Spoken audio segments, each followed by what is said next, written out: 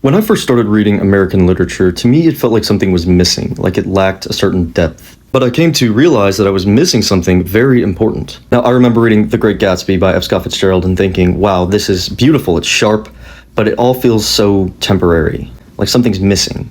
And then I read Hemingway, and it's the complete opposite. It's very stable, it's very controlled, but there's still something missing there. A feeling missing. You have people moving, leaving, trying to hold something together that just doesn't want to stay. And at first I thought that meant that American literature might just be missing something, like it just doesn't go as deep. But then you start to read someone like Dostoevsky. With him, everything, even the chaos, feels very grounded. You know, his characters can be irrational and self-destructive, completely contradictory, and yet somehow you feel like you understand where it's all coming from. There's some structure underneath it that stabilizes it. And that is this shared way of seeing the world that holds everything in place, even when it's breaking. And I know that that is the difference now. In a place like that, in 19th century Russia, you don't have to figure out the foundation. It's already there. So the writer can then zoom in. They can take something small, like a thought or hesitation or a shift in belief, and they can just follow it all the way down because, well, there's nothing that's pushing against. In America, it doesn't really work like that. It's not that there's no culture.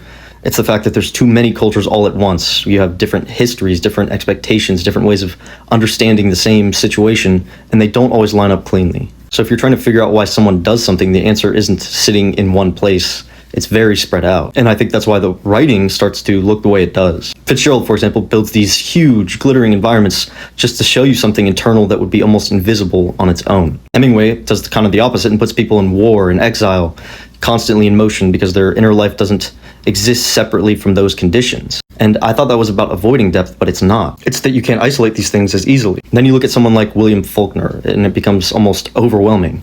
Everything is stacked, history, family, place, so tightly that you can't pull one thread without all of them coming apart. Or take, for example, Toni Morrison or James Baldwin.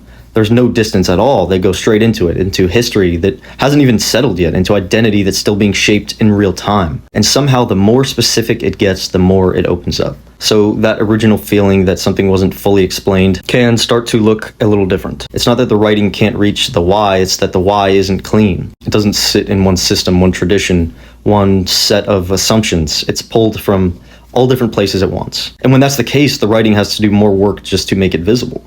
So yeah, it might feel a bit louder, it might feel a bit more scattered, but I don't think that's because it's shallow. I think it's because it's trying to build something that other traditions don't have to build.